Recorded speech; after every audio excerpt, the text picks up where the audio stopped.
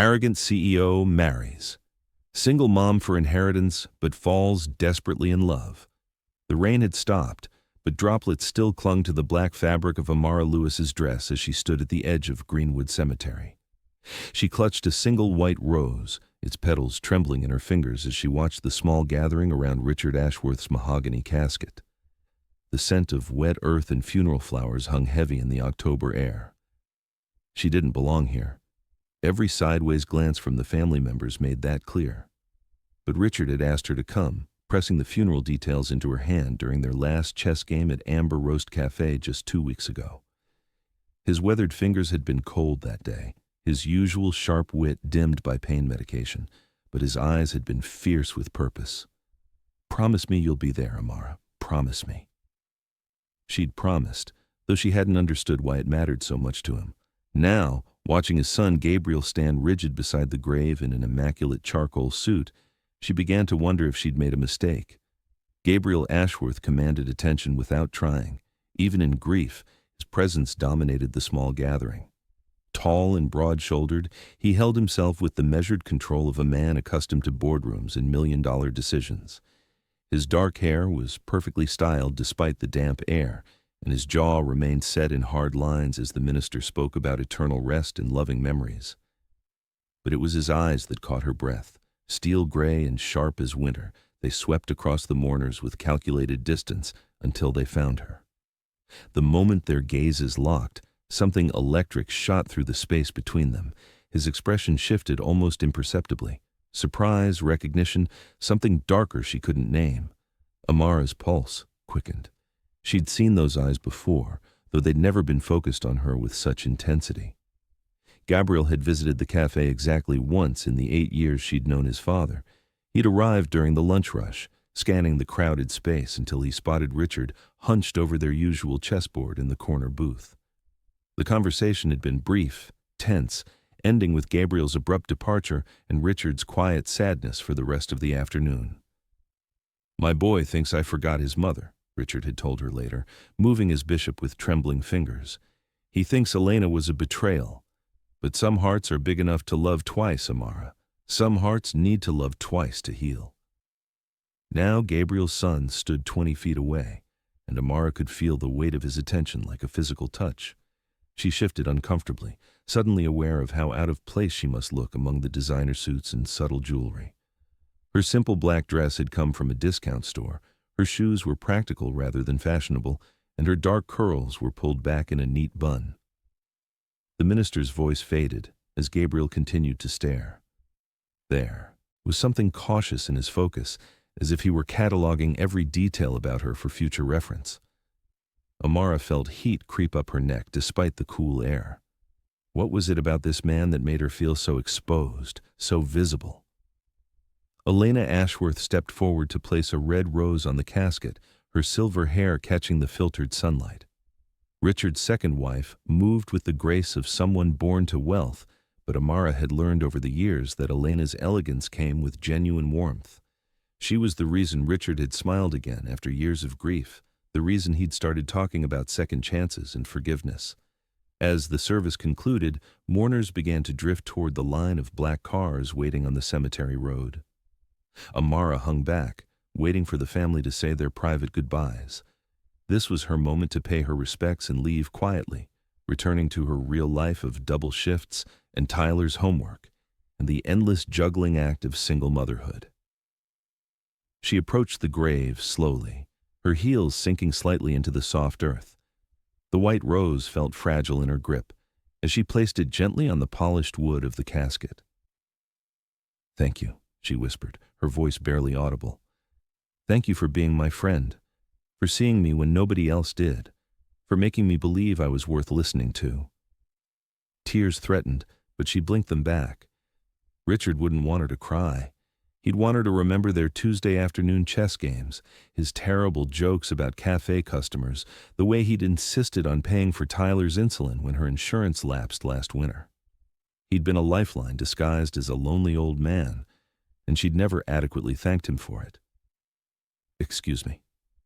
The voice was deep, controlled, with an edge that made her spine straighten. Amara turned to find Gabriel Ashworth standing directly behind her, close enough that she could see the fine lines around his eyes and smell the subtle cologne that probably cost more than her monthly rent. "Yes?" Her voice came out steadier than she felt. "I don't believe we've been introduced." His tone was polite but cold, the kind of politeness that felt like a weapon. "Gabriel Ashworth. Richard was my father." "I know who you are." She lifted her chin, meeting his gaze directly. "I'm Amara Lewis." "Amara Lewis." He repeated her name slowly, as if testing its weight. "And how exactly did you know my father, Miss Lewis?" The question held implications she didn't like. "We were friends. I work at Amber Rose Cafe, and he came in several times a week. We played chess." "Chess?" Gabriel's mouth curved in what might have been a smile on anyone else but looked distinctly unpleasant on him. "How quaint?" Heat flashed through her chest. "Is there something you'd like to say to me, Mr. Ashworth?" "As a matter of fact, there is." He stepped closer, using his height to intimidate. "I'm curious about your relationship with my father. It seems unusual for him to invite a cafe employee to his funeral." The dismissive way he said cafe employee hit like a slap. Amara's fingers curled into fists at her sides. "Your father was a good man who treated everyone with respect, regardless of their job title. Maybe you could learn something from his example." Gabriel's eyes flashed. "Careful, Miss Lewis. You know nothing about my relationship with my father." "I know he regretted it." The words escaped before she could stop them, carried by 8 years of watching Richard's face fall every time he mentioned his estranged son. "I know he spent every Tuesday afternoon for 8 years wishing his son would walk through that cafe door. I know he kept a picture of you in his wallet that he'd look at when he thought no one was watching." Something dangerous shifted in Gabriel's expression. "You have no idea what you're talking about." "Don't I?" Amara stepped forward, eliminating the space between them. This close, she could see gold flecks in his gray eyes, could feel the warmth radiating from his body despite his cold demeanor. "He loved you. Even when you couldn't forgive him for finding happiness again, he loved you. Even when you stayed away for years, he loved you." Gabriel's hands clenched at his sides. "My father made his choices. He chose Elena over his family's memory. He chose his new life over honoring my mother. He chose to heal instead of drowning in grief." Amara's voice softened despite her anger. "He chose to live instead of dying with her. That's not betrayal, Mr. Ashworth. That's courage." For a moment, neither spoke. The cemetery around them was quiet, except for the distant sound of cars starting and the rustle of leaves in the old oak trees. Gabriel stared down at her with an intensity that made her knees weak, and Amara found herself wondering what it would feel like to have those strong hands touch her gently instead of clenching in frustration. The thought came from nowhere and everywhere, shocking her with its clarity. This was Richard's son, a man who clearly despised her, someone so far outside her world they might as well be different species. Yet something about the pain hidden behind his anger called to her, made her want to smooth the harsh lines around his mouth with her fingertips. "Gabriel, dear, there you are." Elena's voice broke the spell. Both Gabriel and Amara stepped back as Richard's widow approached, her red rose replaced by a gentle smile that encompassed them both. "Mrs. Ashworth," Amara said quickly, "I was just paying my respects. I should go." "Nonsense." Elena reached out to squeeze Amara's hand warmly. "Richard would have wanted you here. He spoke of you often, you know. Our Tuesday chess champion, he called you." Gabriel's eyebrows rose. "Tuesday chess champion?" "Oh, yes." Elena's eyes twinkled with something that might have been mischief. "Your father was quite proud of Amara's strategic mind. He said she was the only person who could beat him consistently." "That's not exactly true," Amara protested, feeling heat in her cheeks. "He let me win sometimes." "He most certainly did not," Elena said firmly. "Richard Ashworth never let anyone win at chess in his life. If you beat him, you earned it." She looked between Amara and Gabriel with obvious interest. "You two should get to know each other better. You have more in common than you might think." The suggestion hung in the air like a challenge. Gabriel's expression remained unreadable, but Amara could feel tension radiating from him in waves. She had the distinct impression that getting to know Gabriel Ashworth better would be like playing with fire, dangerous, unpredictable, and potentially devastating. "I really should go," Amara said again, backing toward the cemetery path. "Tyler will be getting home from school soon." "Tyler?" Gabriel's voice sharpened. "My son." She lifted her chin defensively. "He's 10. Gabriel's gaze swept over her with new calculation, and Amara felt exposed all over again. She could practically see him categorizing her: single mother, service worker, someone who belonged in a completely different world from his. The knowledge stung more than it should have. "Well then," Elena said smoothly. "Perhaps we'll see you again soon, dear. Richard's lawyer will be in touch about the will reading next week." Amara blinked in surprise. "The will reading? I'm sorry, there must be some mistake. I'm not family." Richard apparently had other ideas. Elena's smile grew mysterious. "He left specific instructions that you be present." "But Next Thursday at 2 o'clock, Elena continued, as if Amara hadn't spoken. "Tanaka and Associates downtown. Gabriel will be there as well." The look Gabriel shot his stepmother could have frozen lava. "Elena, I hardly think—" "Richard's wishes," Elena said firmly, in a tone that brooked no argument. She squeezed Amara's hand once more. "Until next week, dear." As Elena walked away, Amara found herself alone with Gabriel again. The silence stretched between them, loaded with unspoken tension and unanswered questions. Finally, Gabriel spoke. "I don't know what game you're playing, Miss Lewis, but I suggest you be very careful." "I'm not playing any game." Amara met his stare steadily. "I have no idea why Richard included me in his will. I never asked for anything from him except friendship." "Everyone wants something." Gabriel's voice was flat, certain. "The question is, what your price is." The accusation hit like a physical blow. Amara's temper, usually kept in careful check, finally snapped. "How dare you?" Her voice was low but vibrating with fury. "How dare you stand at your father's grave and accuse me of being some kind of gold digger? I spent 8 years listening to him talk about his brilliant, stubborn son who was too proud to pick up a phone. I watched him light up every time your name was mentioned and break a little more each time you stayed away. I never asked him for money, never hinted I needed help, never did anything but provide him with conversation and chess games and friendship. So before you start making accusations about my character, maybe you should take a long look at your own." Gabriel's face had gone pale beneath his tan. "You don't understand." "No, you don't understand." Amara stepped close enough to poke him in the chest with one finger, too angry to be intimidated by his size or his cold stare. "Your father loved you. Whatever mistakes he made, whatever you think he did wrong, he loved you until the day he died. And you threw that away because you were too busy nursing old wounds to see what was right in front of you." She turned to leave, but Gabriel caught her wrist. His grip was firm but not painful, his skin warm against hers. The contact sent electricity racing up her arm, and for a heartbeat they stood frozen, both acutely aware of the connection between them. "Let go of me," Amara said quietly. Gabriel released her immediately, but his eyes never left her face. "This isn't over." "Yes, it is." She stepped back, putting distance between them and the dangerous pull she felt in his presence. "I'll go to the will reading because Richard asked me to. After that, I never want to see you again." She walked away without looking back, but she could feel Gabriel's gaze following her until she reached her car. Her hands were shaking as she fumbled with the keys, adrenaline and something else entirely coursing through her system. If you haven't already, hit that subscribe button and join our Dear Love Diaries family. Your special place in this community of heartfelt stories is waiting for you.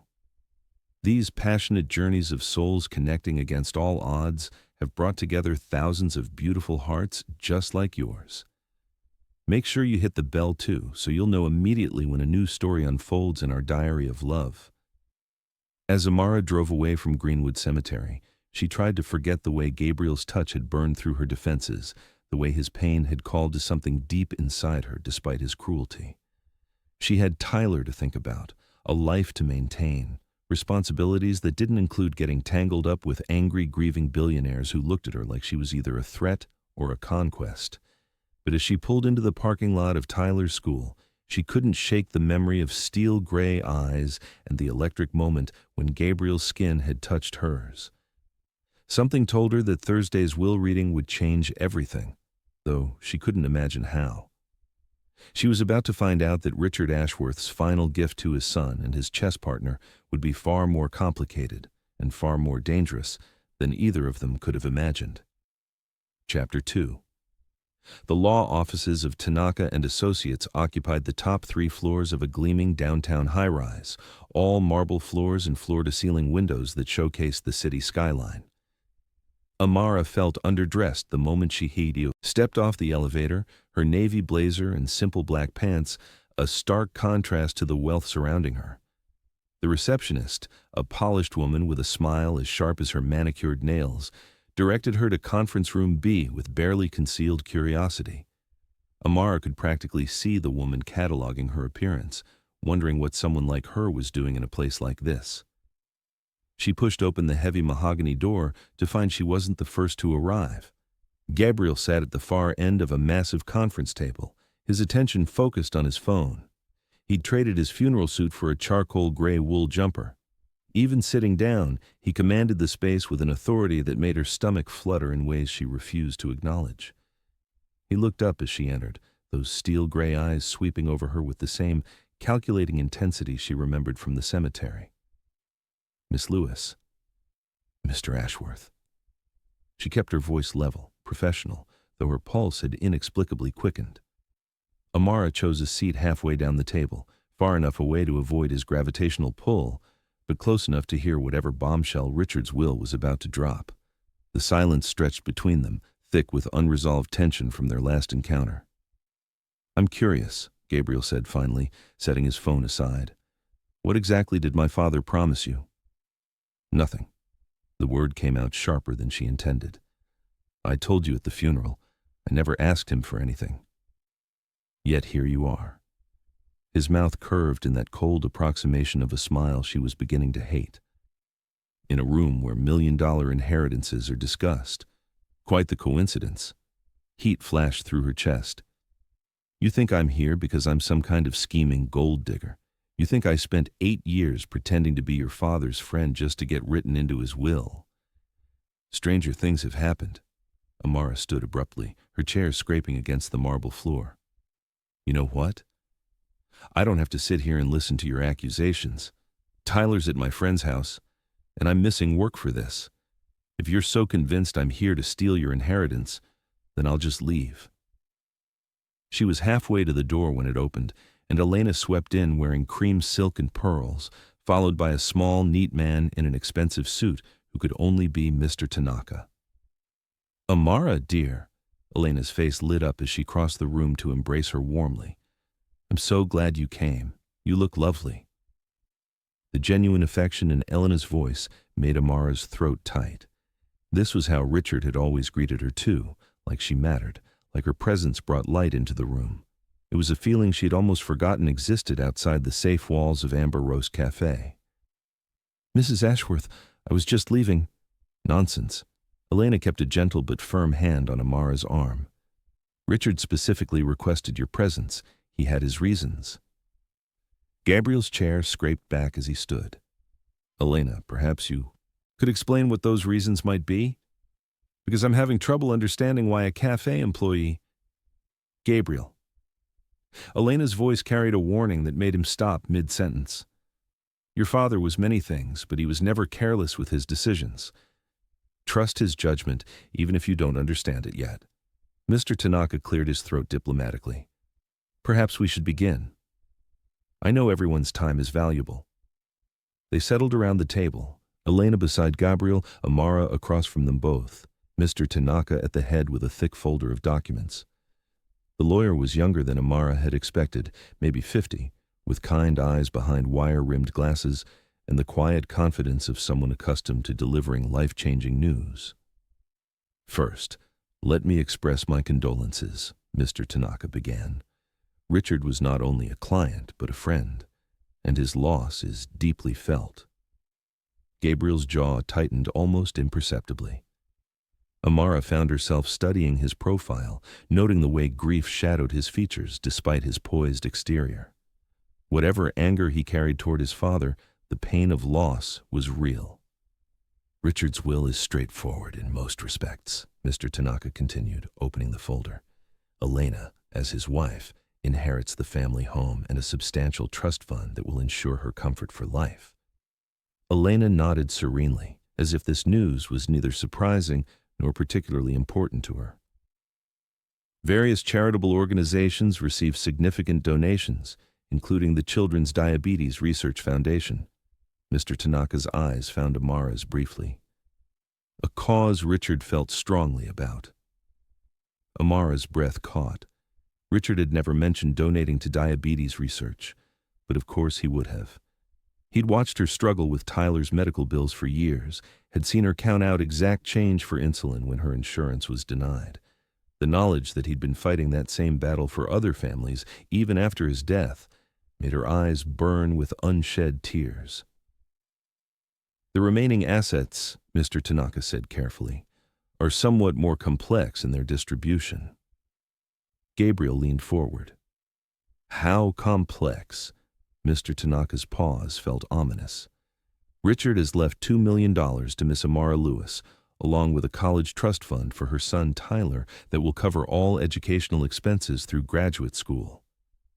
The words hit Amara like a physical blow. She gripped the edge of the table, fighting a wave of dizziness. $2 million? No, that's impossible. Richard wouldn't. There's more, Mr. Tanaka said gently. Gabriel's face had gone completely white. More. The controlling shares of Ashworth Enterprises, 60% of the company, are also part of this bequest. To her, Gabriel's voice was deadly quiet. No. Mr. Tanaka glanced between them with something that might have been sympathy. To you, Gabriel, but only under specific conditions. The temperature in the room seemed to drop 10 degrees. Gabriel's stillness was absolute. What conditions? Mr. Tanaka cleared his throat. You will inherit the controlling shares only if you marry Miss Lewis within 60 days of this reading and remain married for a minimum of 18 months. The silence that followed was deafening. Amara felt the world tilt sideways as the word sank in. Marriage. To Gabriel. The man who looked at her like she was something unpleasant he'd found on his shoe. That's ridiculous, she whispered. Gabriel exploded to his feet, his chair flying backward. What the hell was he thinking? Gabriel, please, Elena started. No, Gabriel's voice cut like a blade. This is insane. His wild gaze landed on Amara, and she saw the moment he decided she was to blame. You did this. You manipulated him. I had nothing to do with this. Amara shot to her feet, her own temper flaring. I'm as shocked as you are. Shocked? Gabriel laughed harshly. Right. Poor little cafe worker just happens to befriend a lonely billionaire and... Don't you dare! Amara's voice shook with fury. Don't you dare stand there and accuse me of manipulating your father when you couldn't be bothered to visit him once in 8 years. He chose Elena over my mother's memory. He chose to live instead of dying with her. The words tore from her throat. He chose healing over bitterness, love over anger. Maybe if you'd spent 5 minutes trying to understand instead of nursing your wounded pride. Gabriel slammed his palm on the table, making everyone jump. You know nothing about my family, nothing about what he put us through. I know he loved you. Amara leaned across the table, bringing them nose to nose. I know he kept a picture of you in his wallet. I know he lit up every time someone mentioned your name. I know he died, hoping you'd forgive him for the crime of finding happiness again. Gabriel's face was inches from hers, his breath warm against her skin. This close, she could see the gold flecks in his gray eyes, could smell the subtle cologne that made her think of expensive hotels and silk sheets. The air between them crackled with electricity that had nothing to do with anger, and everything to do with the attraction neither wanted to acknowledge. You want to know what I think? Gabriel's voice was low, dangerous. I think you saw a grieving old man and decided to play the long game. Sweet little waitress, so understanding, so caring. Did you practice that concerned look in the mirror? The accusation hit like a slap. Without thinking, Amara grabbed her coffee cup and hurled the contents at his face. The liquid hit his crisp white shirt and expensive tie, spreading in a dark stain across his chest. Gabriel stood frozen, coffee dripping from his jaw, his expression shifting from shock to something that might have been admiration.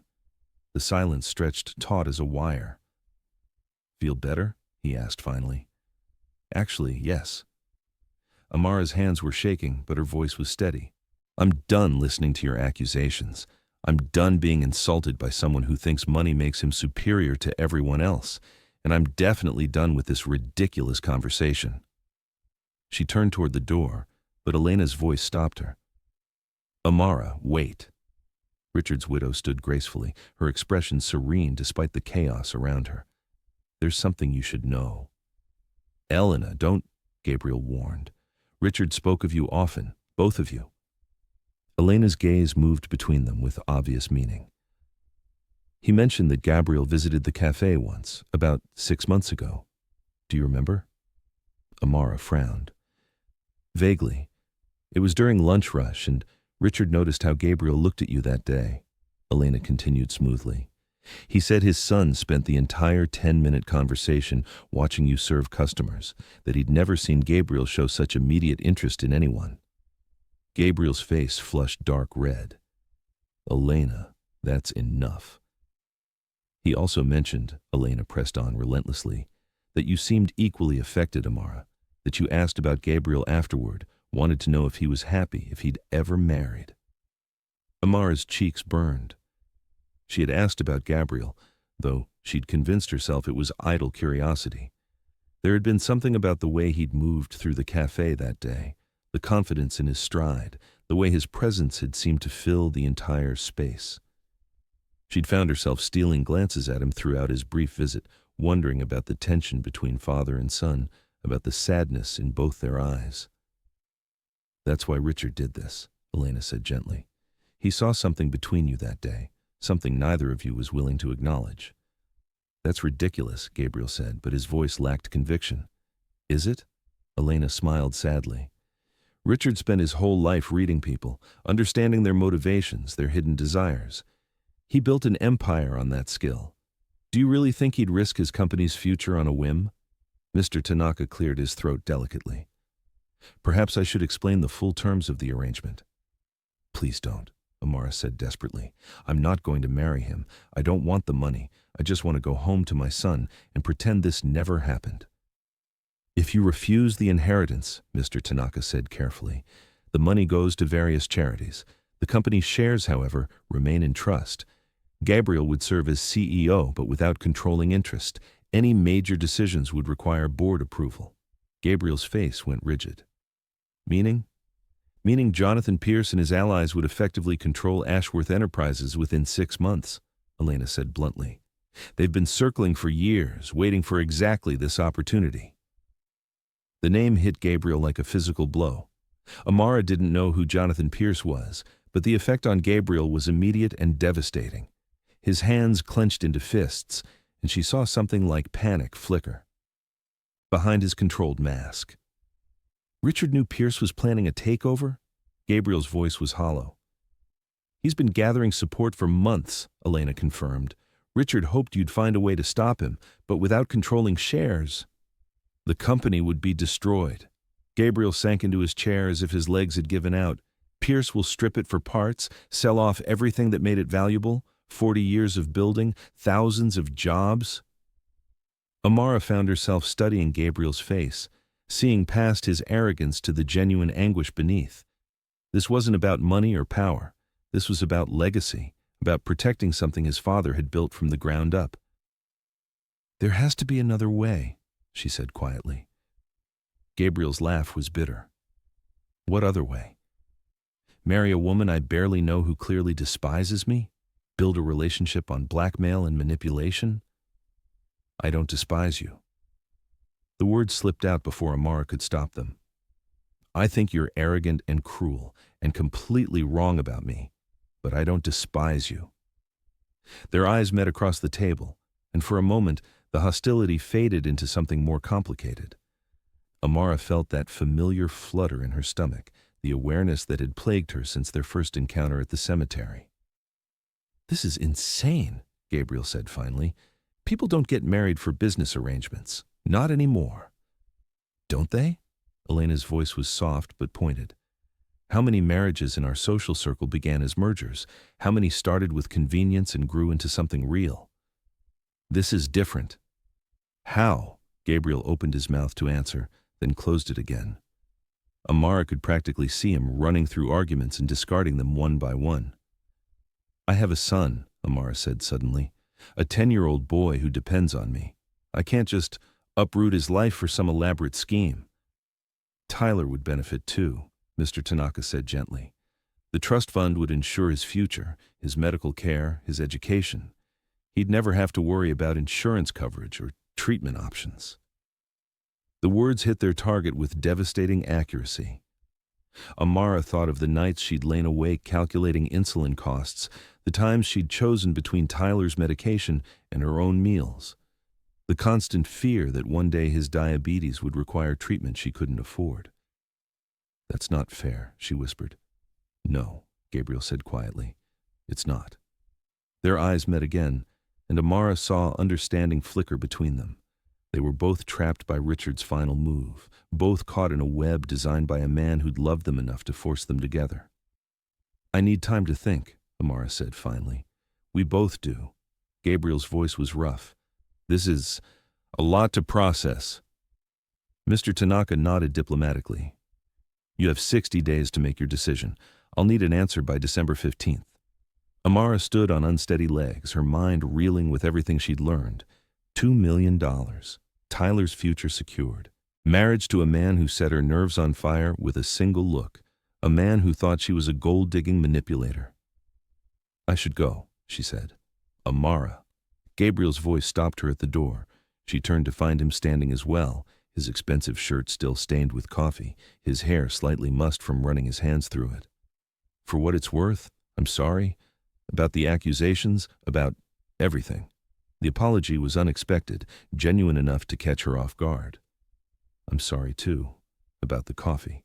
His mouth twitched in what might have been the beginning of a smile. It was good coffee. Despite everything, Amara found herself almost smiling back. It was terrible coffee. That's why I threw it at you. The moment stretched between them, fragile and surprising, before reality crashed back down. They were strangers bound together by a dead man's wishes, facing an impossible choice, with consequences neither could fully grasp.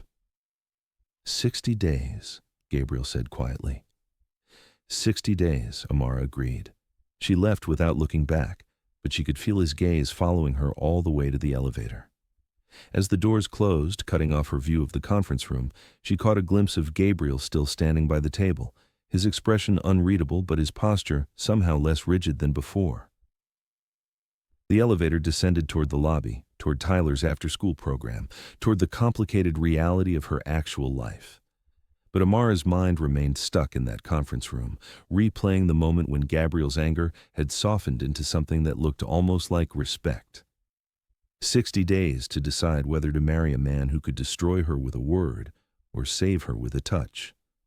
60 days to figure out if Richard Ashworth had been a manipulative old man playing games with their lives, or a lonely father who'd seen something worth saving in the space between his son's anger and her stubborn pride.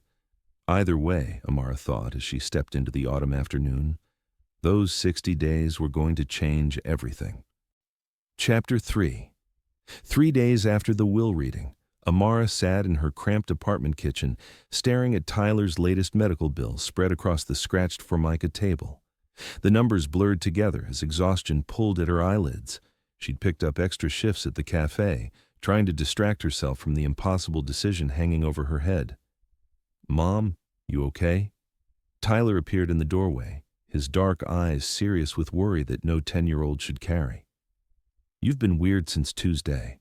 Amara forced a smile, quickly shuffling the bills into a pile. Just tired, baby. How was school? Fine. Tyler slumped into the chair across from her, his backpack hitting the floor with a thud. Mrs. Peterson said we're starting a unit on family trees next week.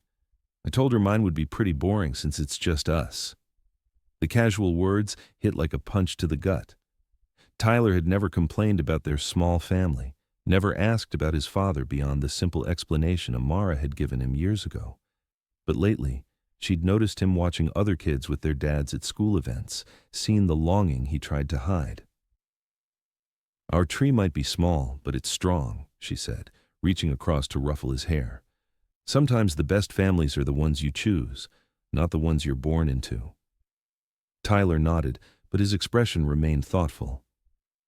"Mom, if you could change something about our life, what would it be?" The question was innocent enough, but it felt loaded with implications Amara wasn't ready to face. She thought of Gabriel's steel-gray eyes, of Elena's gentle insistence that Richard had seen something worth saving between them. "I'd make sure you never had to worry about anything," she said finally. "School, doctors, your future, none of it. I don't worry about that stuff." Tyler's voice was matter-of-fact. "You always figure it out." The faith in his voice made her throat tight. He didn't know about the nights she lay awake calculating costs, about the insurance claims she'd fought and lost, about the constant fear that one day his diabetes would require care she couldn't provide.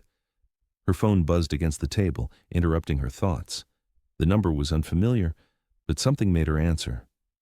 "Miss Lewis?" "This is Gabriel Ashworth." His deep voice sent an unwelcome shiver down her spine. "Mr. Ashworth, I wasn't expecting to hear from you. We need to talk about the arrangement." Arrangement, as if they were discussing a business contract instead of marriage, which, Amara supposed, they were.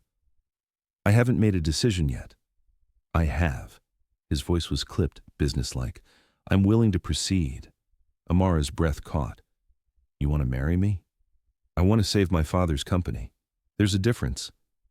The blunt honesty should have stung, but instead, Amara found it oddly refreshing. At least Gabriel wasn't pretending this was about romance or attraction, no matter what Elena thought she'd seen between them. "We should discuss terms," Gabriel continued.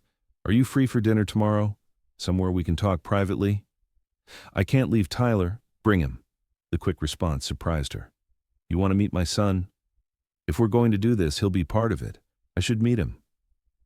There was something in Gabriel's tone that made her curious. Not warmth exactly, but not the cold dismissal she might have expected either. "Okay," she heard herself say. "Where?" "Blackstone." 8 o'clock. Amara's mouth fell open. Blackstone was the kind of restaurant where reservations were booked months in advance. "I can't afford—" "You're not paying." Gabriel's voice carried a hint of impatience. "I'm asking you to dinner to discuss a business arrangement. Obviously, I'll handle the check." Business arrangement. There was that phrase again, reducing their potential marriage to corporate terms.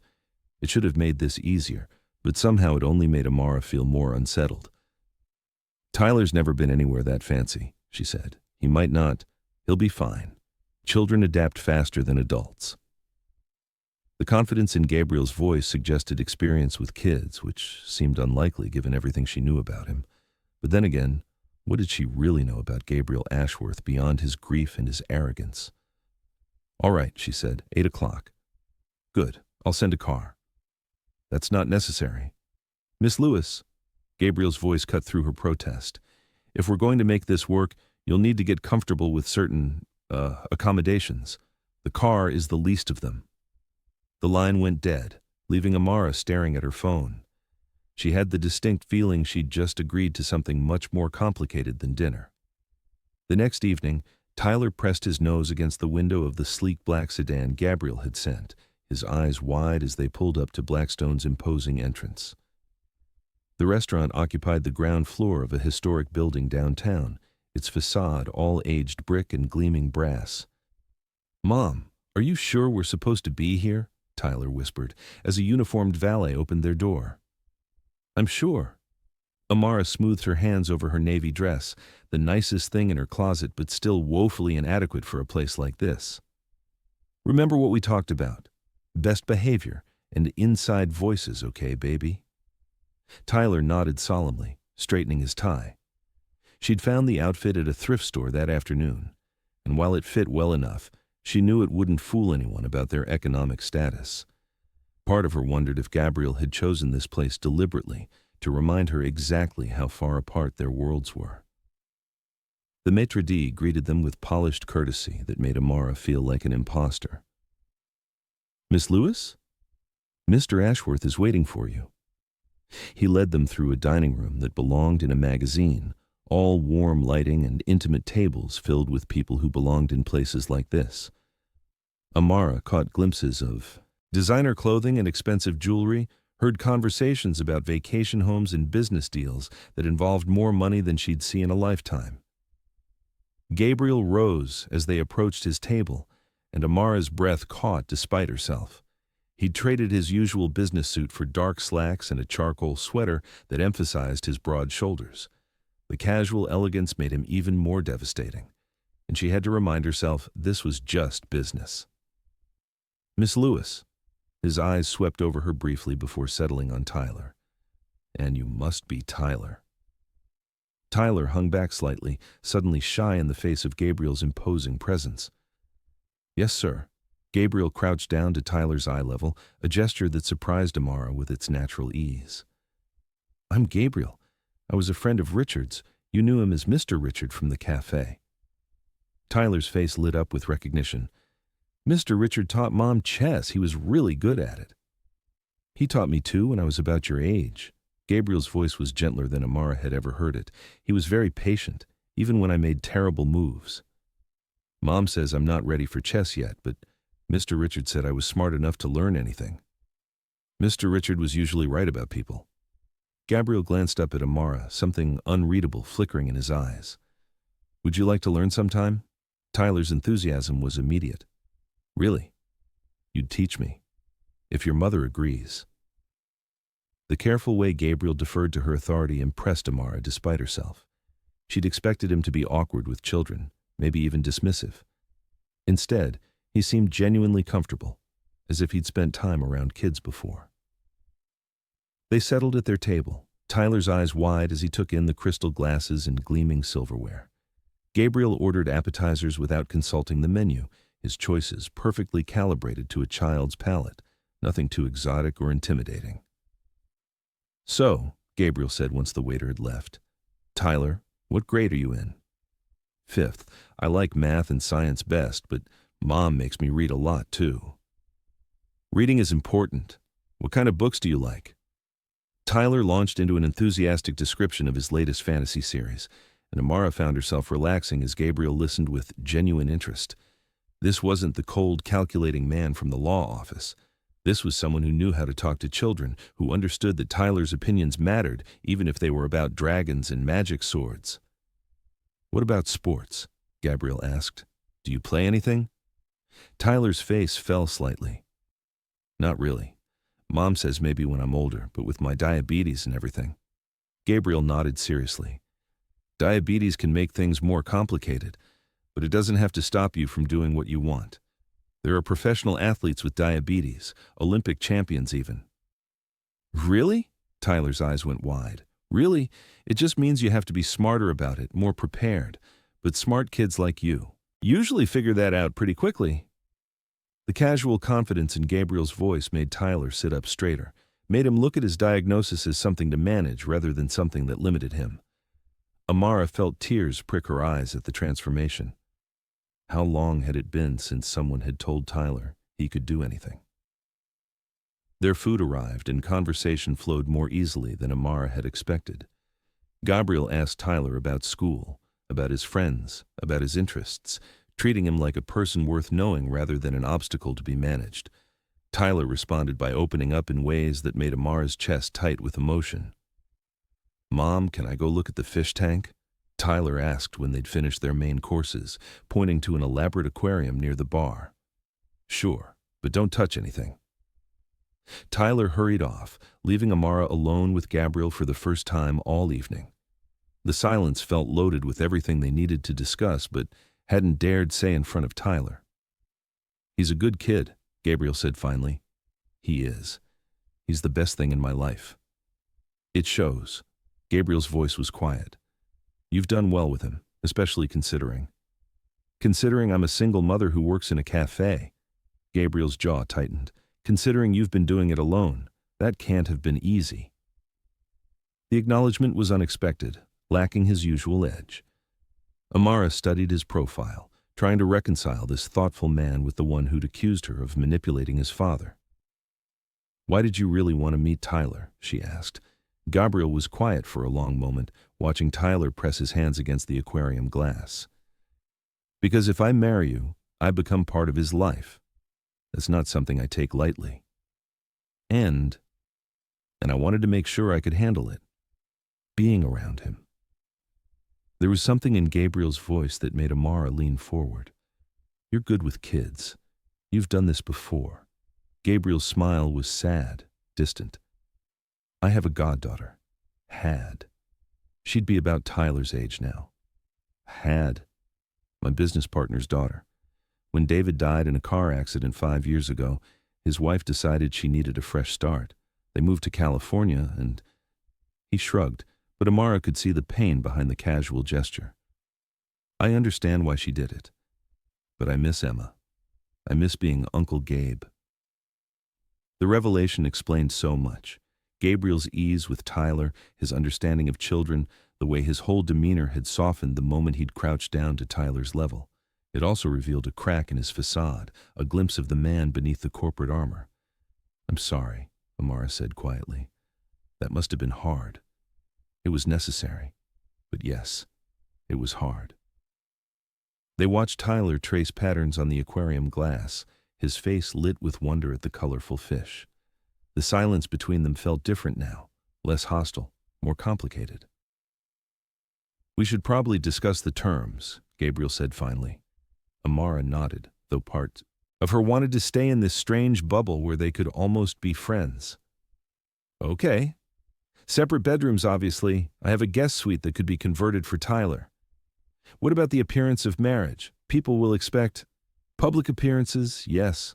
We'll need to attend social functions together, be seen as a couple. But our private lives remain private. For 18 months. 18 months, Gabriel confirmed. After that, we divorce quietly. You keep the inheritance, I keep the company. Tyler's trust fund remains intact regardless." It all sounded so clinical, so businesslike. But when Gabriel looked at her across the candlelit table, Amara felt that familiar flutter of awareness that had nothing to do with business arrangements. "What if..." she started, then stopped. "What if what? What if one of us wants out early? What if this doesn't work?" Gabriel's gaze intensified. "Are you having second thoughts?" "I'm having all the thoughts." Amara rubbed her temples, feeling the weight of the decision pressing down on her. "This is crazy, Gabriel. People don't get married for business reasons anymore." "Don't they?" His voice was dry. "Half the marriages in my social circle started as mergers. At least we're being honest about our motivations." "Your social circle sounds depressing."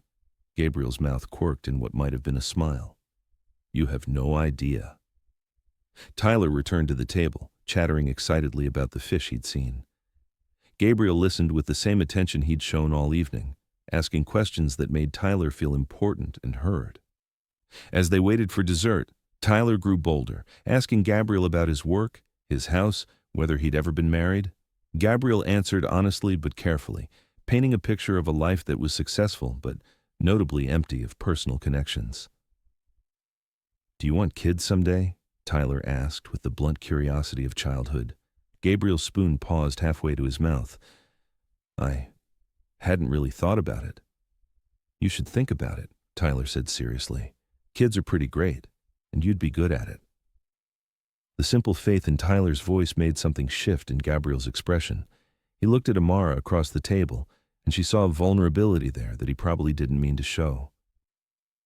"Maybe I should think about it," Gabriel said quietly. The drive back to their apartment was quiet, Tyler drowsy against Amara's shoulder as the city lights flickered past. Gabriel had insisted on having them driven home, and the luxury sedan felt like a cocoon protecting them from the reality they'd have to face soon. "Mom?" Tyler's voice was sleepy but thoughtful. "Yeah, baby?" "I like Gabriel. He's not what I expected." "What did you expect?" "I don't know. Someone mean, maybe. But he's not mean. He's just sad." Out of the mouths of babes, Tyler had seen what Amara was only beginning to recognize, that Gabriel's coldness was armor, protection against disappointments that had carved deep wounds in his ability to trust. When they reached their building, Gabriel surprised her by getting out of the car to walk them to the door. Tyler was fully asleep now, and Gabriel automatically reached to help carry him. "I've got him," Amara said, but Gabriel was already lifting Tyler with practiced ease. "Which apartment?" "Third floor, 3B. Gabriel carried Tyler up the narrow stairs without complaint, his expensive clothes incongruous in the shabby hallway, but his presence somehow right. He waited while Amara fumbled with her keys, then followed her inside. The apartment felt impossibly small with Gabriel in it. His height seemed to fill the cramped living room, making everything look shabbier by comparison.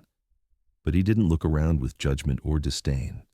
If anything, his expression was thoughtful as he took in the carefully maintained space, the photos on the walls, the small signs of the life Amara had built for herself and Tyler.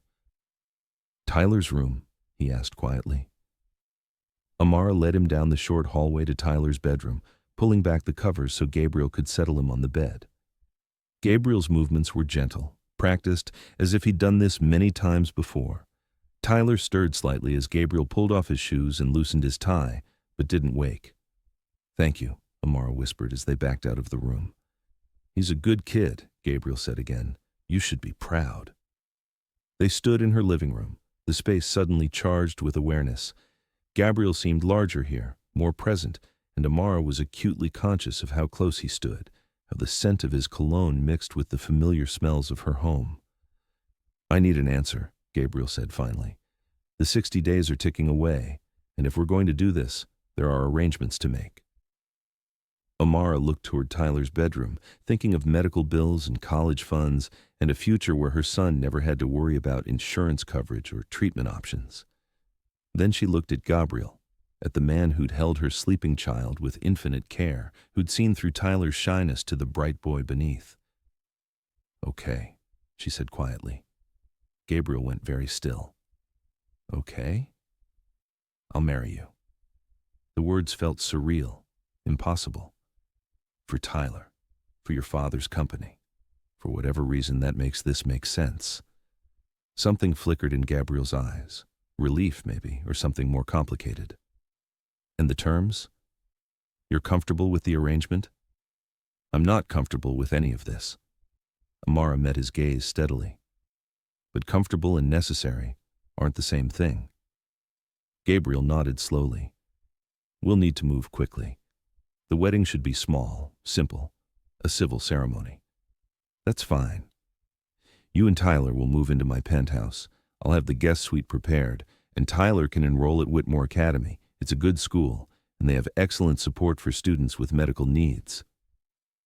The casual mention of private school tuition that probably cost more than her annual salary made Amara's head spin. "Gabriel, I can't let you. You can and you will." His voice was firm but not unkind. "This marriage benefits me as much as it does you. Tyler gets the best possible education and care as part of the deal." "What would you like me to do with current life? My job, my apartment?" "Keep the apartment if you want. Paid for, obviously. As for the job..." Gabriel paused, studying her face. "Elena mentioned you have a degree in early childhood education." "An associate degree. I never got to use it. There's a charter school in Midtown that focuses on underserved communities. They're looking for someone to develop their early intervention programs for at-risk kids." "Interested?" Amara stared at him. "You're offering me a job?" "I'm offering you a career. The position would be yours regardless of our arrangement, but the timing works out well." The thoughtfulness behind the gesture caught her off guard. Gabriel had listened when she'd mentioned wanting to use her degree, had somehow found a way to make that possible. It suggested a level of consideration she hadn't expected from their business arrangement. "I don't know what to say." "Say yes." Gabriel's voice was quiet, but there was something underneath it that made her pulse quicken. "Say yes to all of it." Amara looked around her small apartment at the life she'd built with determination and sacrifice and love. Then she looked at Gabriel, at the man who represented everything foreign and intimidating about a world she'd never thought she'd enter. But she also saw the man who'd carried her sleeping son with infinite gentleness, who'd listened to Tyler's chatter about dragons and diabetes with equal attention, who'd somehow understood that what she needed wasn't just money, but purpose. Yes, she said finally. Yes to all of it. Gabriel's shoulders relaxed almost imperceptibly, as if he'd been holding tension she hadn't noticed. Good. I'll have my assistant coordinate the details. We can be married by next Friday if you're agreeable. Next Friday? Amara's voice came out higher than intended. That's only 6 days away. Is that a problem? It was terrifying, overwhelming, completely insane. But backing out now would mean returning to the endless cycle of medical bills and insurance fights and sleepless nights, wondering if she could provide everything Tyler needed. No, she said. No problem. Gabriel moved toward the door, then paused. Amara. Yes. For what it's worth, I think we can make this work. The arrangement, I mean. He was trying to be reassuring, but something in his tone suggested he was trying to convince himself as much as her. When he looked at her in the dim light of her living room, she saw heat flash briefly in his eyes before he shuttered it away. I hope you're right, she said softly. Gabriel lingered for a moment longer, and Amara had the strangest feeling he wanted to say something else. Instead, he simply nodded and let himself out, leaving her alone with the enormity of what she'd just agreed to. In 6 days, she would marry Gabriel Ashworth. In 6 days, her life would change completely, irrevocably. She just hoped that when the 18 months were over, she'd still recognize the woman she'd become. Outside, she heard the sedan pull away, carrying Gabriel back to his world of penthouses and private schools and solutions that money could buy. Soon, that would be her world too. The thought should have been exciting. Instead, as Amara locked her door and turned off the lights, she wondered if she'd just made the best decision of her life, or the most dangerous one. Chapter 4. The civil ceremony had been conducted in a sterile courthouse room that smelled of disinfectant and broken dreams. Amara wore a simple cream dress from a department store, Gabriel a navy suit. Tyler and Elena stood between them as their only witness, solemn and wide-eyed, as they exchanged vows that felt more like business contracts than promises of love. Do you, Gabriel Ashworth, take Amara Lewis to be your lawfully wedded wife? I do. Gabriel's voice was steady, professional, but his hand trembled almost imperceptibly as he slipped the simple gold band onto her finger. Do you, Amara Lewis, take Gabriel Ashworth to be your lawfully wedded husband? Amara looked into steel-gray eyes that revealed nothing and everything. I do. The kiss was brief, perfunctory, but when Gabriel's lips touched hers, she felt electricity shoot straight to her toes.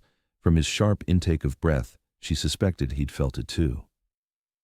Now, 3 hours later, Amara stood in the marble foyer of Gabriel's penthouse, trying not to gape at the sheer scope of her new home.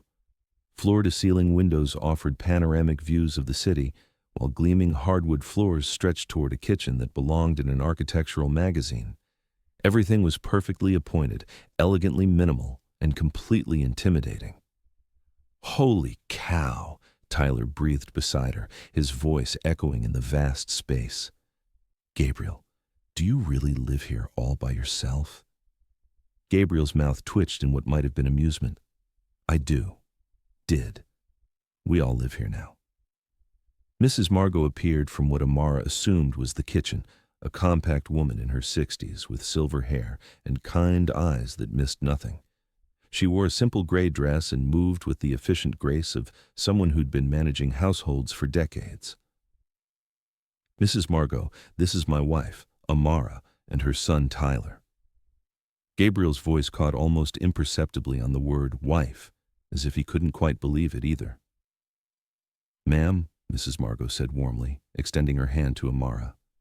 Welcome home. I've prepared the guest suite for the young man, and I hope you'll find everything to your liking. Thank you. Amara shook the housekeeper's hand, noting the genuine warmth in her grip. It's lovely to meet you. Tyler, would you like to see your room? Mrs. Margot asked.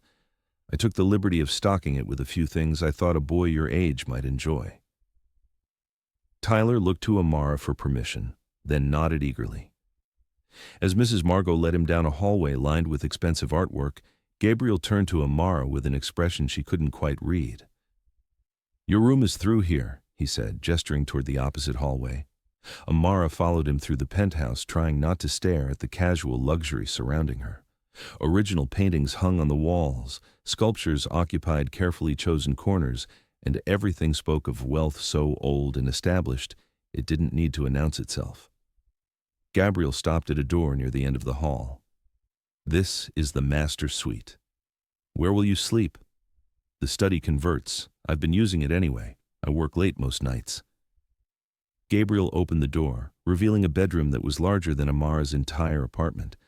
A king-sized bed dominated the space, flanked by floor-to-ceiling windows that offered breathtaking views of the city skyline. "Gabriel, I can't take your room. You're my wife." The words came out sharper than he'd probably intended. "Appearances matter. If anyone visits, it needs to look like we share this space." "Wife?"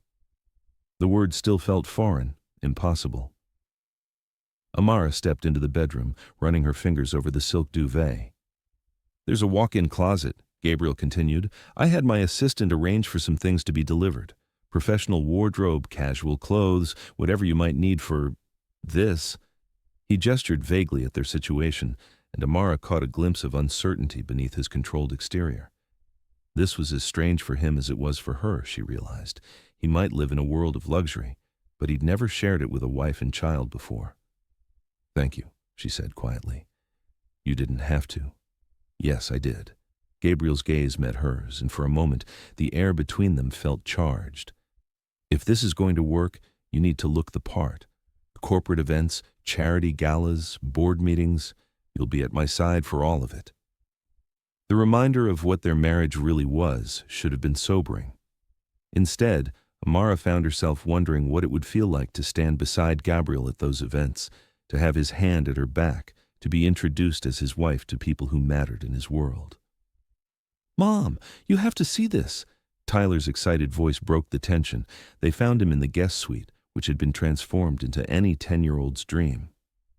A massive bed dominated one wall, while built-in shelves displayed books, games, and what appeared to be a state-of-the-art gaming system. French doors opened onto a small balcony with a view of the city park below. "Mrs. Margot said I can rearrange anything I want," Tyler said, bouncing slightly on his heels. "And she got me books about chess strategy." "Mrs. Margot seems to have thought of everything," Amara said, shooting Gabriel a questioning look. "She's very thorough," Gabriel agreed. "Tyler, are you hungry?" Mrs. Margot mentioned something about homemade pizza for dinner. Tyler's eyes lit up. "Really? Can I help make it? If Mrs. Margot doesn't mind the assistance, I'm sure she'd appreciate it." As Tyler raced off to find the housekeeper, Amara found herself alone with Gabriel again. The silence stretched between them, filled with everything they weren't saying. "He seems happy," Gabriel observed. "He is. This is—" Amara gestured at the suite, the view, the casual luxury surrounding them. "This is more than I ever could have given him." "You gave him something more important." Gabriel's voice was quiet, serious. "You gave him security, love, a sense of his own worth. Money can't buy those things." The unexpected insight caught Amara off guard. "You say that like you know from experience." Gabriel's smile was rueful. "My father gave me every material advantage possible. But after my mother died, before Elena, he was so buried in his own grief that he forgot I was grieving too. Money can't replace presence." The admission revealed more about Gabriel's childhood than anything Elena had shared. Amara found herself seeing him differently, not as the cold corporate prince she'd imagined, but as a boy who'd lost his mother and had to figure out how to navigate the world without her guidance. "Is that why you and Richard fought? Because he married Elena?" "Part of it." Gabriel ran a hand through his hair, a gesture that made him look younger, more vulnerable. "I thought he was betraying my mother's memory. I couldn't understand how he could love someone else so soon after losing her. And now—" Gabriel was quiet for a long moment, staring out at the city lights beginning to twinkle in the gathering dusk. Now I think maybe he was braver than I gave him credit for. It takes courage to risk your heart again after losing someone you love." The words hung between them, loaded with implications neither was ready to explore. Amara wondered if Gabriel was talking about his father's marriage to Elena, or about something else entirely. The smell of tomato sauce and fresh bread drifted from the kitchen, accompanied by Tyler's laughter and Mrs. Margot's patient voice explaining the finer points of pizza dough. The domestic sounds felt strange in the elegant penthouse, but somehow right. "I should check on dinner," Gabriel said, breaking the spell. They found Tyler perched on a stool at the massive kitchen island, carefully spreading sauce on pizza dough while Mrs. Margot guided his technique. He was chattering about school, about his friends, about the chess book Gabriel had promised to help him with. Mrs. Margot listened with a rapt attention that Amara recognized from her interactions with Tyler, genuine interest in what a child had to say. "How's it coming?" Gabriel asked, rolling up his sleeves. "Almost ready for toppings," Tyler announced proudly. "Mrs. Margot showed me how to get the sauce all the way to the edges." Gabriel moved to the refrigerator, pulling out various ingredients with the ease of someone comfortable in this kitchen. Watching him work alongside Tyler, sleeves rolled up and his usually perfect hair slightly mussed, Amara felt something warm unfurl in her chest. "What kind of toppings do you like?" Gabriel asked Tyler. "Pepperoni and mushrooms, but Mom says mushrooms are gross." "Your mom is wrong about mushrooms," Gabriel said solemnly, earning an indignant protest from Amara. "But we can make half and half." "What about you?" Tyler asked. "What's your favorite?" "Prosciutto, arugula, and truffle oil." Tyler wrinkled his nose. "That sounds fancy." "It is fancy. Sometimes fancy is good, sometimes simple is better. The key is knowing which situation calls for what." Amara found herself studying Gabriel's profile as he arranged toppings with the same precision he probably applied to business deals. There was something endearing about watching him take Tyler's pizza preferences as seriously as he'd handle a corporate merger. "Can you teach me to make the fancy kind sometime?" Tyler asked. "If you want to learn, I'll teach you." Gabriel's voice was warm, genuine. "But fair warning, I might make you try the mushrooms." Tyler giggled, and the sound seemed to transform the entire kitchen. Suddenly, the elegant space felt less like a showroom and more like a home. As they worked together, Amara noticed small things that revealed more about Gabriel than any conversation could. The way he automatically adjusted his explanation when Tyler looked confused. The careful patience with which he demonstrated proper knife technique for slicing pepperoni. The slight smile that softened his features when Tyler succeeded at something new. "Mom, come help!" Tyler called, waving her over. Amara joined them at the island, acutely aware of Gabriel's presence beside her. When she reached for the cheese, their hands brushed, and she felt that familiar jolt of electricity that had plagued her since their first meeting. Gabriel's fingers stilled against hers for just a moment before he pulled away, but not before she caught the sharp intake of his breath. "Sorry," she murmured. "No problem," Gabriel replied, but his voice was rougher than usual. Mrs. Margot watched their interaction with knowing eyes but said nothing, busying herself with preparing a salad. Amara had the distinct feeling that very little escaped the housekeeper's notice. Dinner was surprisingly easy. They ate in the dining room, which managed to feel intimate despite its elegant proportions. Tyler regaled them with stories from school, Gabriel asked thoughtful questions, and Amara found herself relaxing into the rhythm of family conversation. "Gabriel," Tyler said around a bite of pizza, "do you think you could teach me chess this weekend?" "If you'd like. But I should warn you, I'm not as patient a teacher as your Mr. Richard was." "That's okay. Mom says I'm a fast learner." Gabriel's gaze found Amara's across the table. "I'm sure you are." Something in his tone made heat rise in Amara's cheeks. She looked away, focusing on her salad, but she could feel Gabriel's attention like a physical touch. After dinner, Tyler helped clear the table with enthusiasm that made Mrs. Margot beam. Gabriel disappeared into his study to handle some business calls, leaving Amara to help Tyler get ready for bed in his new room. "Mom," Tyler said as she tucked him in. "Are you happy?" The question caught her off guard. "What do you mean, baby?" "With Gabriel." with living here. Are you happy? Amara considered the question seriously. She wasn't sure happy was the right word for what she felt. Overwhelmed, certainly. Grateful for Tyler's opportunities. Confused by her growing attraction to a man who was supposed to be nothing more than a business partner. I think I could be, she said finally. What about you? Do you like it here? I love it. Tyler's response was immediate, enthusiastic. Gabriel's really nice, and Mrs. Margot makes the best food, and my room is awesome. Plus, Gabriel said he'd take me to see his office sometime. He did? Yeah, when we were making pizza. He said I could see where he works, maybe meet some of the people there. Tyler's eyes were bright with excitement. Do you think he really meant it? I think Gabriel doesn't say things he doesn't mean. Tyler nodded seriously. That's what I thought too. He's different than I expected. Different how? I don't know. Nicer, I guess, and funnier.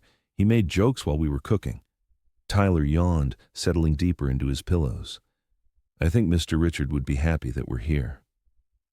The innocent observation hit Amara like a punch to the chest. Richard had orchestrated all of this, had seen something between her and Gabriel that neither of them had been willing to acknowledge. Looking at Tyler's sleepy contentment, at the security and opportunity surrounding him now, she wondered if the old man had been wiser than any of them had realized. Get some sleep, she said, kissing Tyler's forehead. Tomorrow's your first day at the new school. Will Gabriel be here when I get home? I don't know. He works long hours. I hope he is, Tyler said, his voice already drowsy. I want to tell him about my day. Amara turned off the lights and closed Tyler's door, her heart full of emotions she couldn't quite name. Her son was happy, safer than he'd ever been, with opportunities she'd never dreamed of providing. That should have been enough. So why did she find herself hoping Gabriel would be home when Tyler returned from school too? She found Gabriel in the living room, tie loosened and sleeves rolled up, a tumbler of what looked like expensive whiskey in his hand. He'd dimmed the lights and the city sparkled beyond the floor-to-ceiling windows like a carpet of stars. Tyler's settled, he asked without looking up. Yes, he's excited about tomorrow. Amara hesitated in the doorway, unsure if she was intruding. He asked if you'd be here when he gets home from school. Gabriel's smile was soft, genuine. I'll make sure I am. First days are important. The thoughtfulness behind the gesture made Amara's chest tight. She moved into the room, drawn by something she couldn't name, and settled on the opposite end of the massive sofa. Can I ask you something? She said.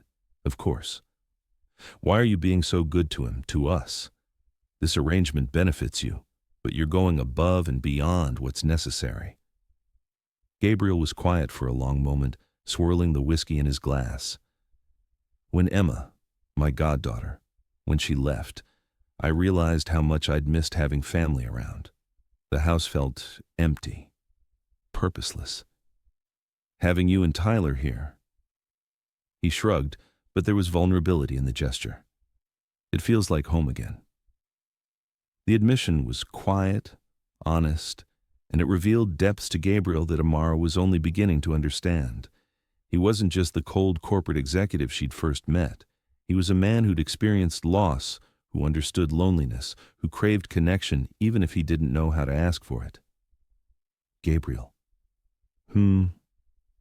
Thank you. For today, for Tyler's room, for making this easier than it had to be. Gabriel turned to look at her, and in the dim lighting, his expression was unguarded. Thank you for giving me a chance to remember what family feels like. The moments stretched between them, loaded with awareness and possibility. Amara found herself studying the strong line of Gabriel's jaw, the way the dim light played across his features, the vulnerability he usually kept hidden behind corporate armor. I should go to bed, she said finally, though she made no move to leave. You should, Gabriel agreed, but his voice was rough, and his gaze had dropped to her lips. Neither of them moved. The air between them crackled with tension that had been building since their first encounter at the cemetery. Amara could feel her pulse quickening, could see the heat building in Gabriel's eyes, despite their careful arrangement. Amara. Her name was barely a whisper, rough with something that might have been desire. Yes? Gabriel leaned slightly closer, and Amara's breath caught. For a moment she thought he might kiss her, thought she might let him. The space between them felt electric, charged with possibility and danger. Then Gabriel pulled back, running a hand through his hair. "Good night, Amara." The spell broken, Amara stood on unsteady legs. "Good night." She made it halfway to her room before she realized her hands were shaking. Whatever was building between them was dangerous, complicated, potentially devastating to their careful arrangement. Gabriel had been clear about the terms: 18 months of marriage in name only, separate lives intersecting only when necessary. But as Amara lay in the massive bed that still smelled faintly of Gabriel's cologne, she couldn't shake the memory of heat in his eyes. The way her name had sounded on his lips like a prayer or a curse. 18 months suddenly felt like both an eternity and nowhere near long enough. What would you do if you found yourself in Amara's situation? Share your thoughts in the comments below. I love hearing your perspectives on these complex heart decisions. Down the hall, Gabriel sat in his study nursing his whiskey and trying to forget the way Amara had looked in the dim lighting, the way his body had responded to her proximity. This was supposed to be a business arrangement, a solution to their mutual problems. It was becoming something else entirely, and Gabriel wasn't sure either of them was prepared for where it might lead. Chapter 5. 2 weeks into their marriage, Amara stood in front of the floor-length mirror in what was now technically her bedroom, trying to recognize the woman staring back at her. The black cocktail dress Gabriel's assistant had selected fit like it was custom-made, the silk skimming her curves in ways that made her feel both elegant and exposed. Diamond earrings she'd never dreamed of wearing caught the light as she turned her head. "You look beautiful," Gabriel said from the doorway, his voice rougher than usual. Amara's pulse quickened at the unexpected compliment. In the mirror, she could see him behind her, devastating in a perfectly tailored tuxedo that emphasized his broad shoulders and long legs. They'd been living in the same space for 2 weeks, sharing meals and conversations. But this was different. Tonight, they would be Gabriel and Amara Ashworth, husband and wife, in front of the people who mattered most in his world. "I feel like I'm playing dress-up," she admitted, smoothing her hands over the silk. Gabriel stepped into the room, stopping just behind her. In the mirror, their eyes met, and Amara felt heat pooling low in her stomach at the intensity of his gaze. "You're not playing anything," he said quietly. "You belong here." The words sent a shiver through her that had nothing to do with the air conditioning. Gabriel's hands hovered near her shoulders, not quite touching, but close enough that she could feel the warmth radiating from his skin. "I've never been to a charity gala before," she said, trying to keep her voice steady. "What if I say the wrong thing? What if people can tell I don't belong?" Gabriel's reflection smiled, and for the first time since she'd known him, it reached his eyes. "Then they're not paying attention. You have more natural grace than half the women who'll be there tonight." "Gabriel, you're overthinking this." His hands finally made contact, settling lightly on her shoulders. The touch was meant to be reassuring, but electricity shot through Amara at the contact. "Be yourself. Ask questions, listen to the answers. People love talking about themselves. You just have to give them the opportunity." His thumbs moved in small circles against the silk covering her shoulders, and Amara had to resist the urge to lean back against his chest. This close, she could smell his cologne, could feel the heat of his body behind hers. The reflection in the mirror showed them as a couple, intimate and connected in ways that had nothing to do with their business arrangement. "Mom?" "Gabriel?" Tyler's voice from the hallway broke the spell. "Mrs. Margot wants to know if you need anything before you leave." Gabriel's hands dropped from her shoulders, leaving Amara feeling strangely bereft. "We'll be right there," he called back, his voice carefully controlled. But when Amara turned to face him, she caught something raw and hungry in his expression before he shuttered it away. The air between them felt charged, dangerous, full of possibilities neither was supposed to acknowledge. "We should go," Gabriel said, but he made no move toward the door. "Yes," Amara agreed, but she remained frozen in place, caught in the gravity of his presence. For a heartbeat, neither moved. Then Gabriel stepped back, running a hand through his perfectly styled hair. "The car's waiting," he said, his corporate mask sliding back into place. Tyler was waiting in the living room, freshly showered and in his pajamas, a chess book open on his lap. He looked up as they entered, his eyes widening. "Wow, Mom, you look like a princess." Amara's cheeks warmed at the innocent compliment. "Thank you, baby." "Gabriel, you look really fancy too, like James Bond." Gabriel's mouth twitched. "I'll take that as a compliment." "Are you going to dance?" Tyler asked with the blunt curiosity of childhood. Amara felt heat rise in her cheeks, but Gabriel answered smoothly. "Probably. It's expected at these events. Will you take pictures? I want to see Mom dancing in that dress." "I'll see what I can do," Gabriel promised, and something in his voice made Amara's pulse quicken.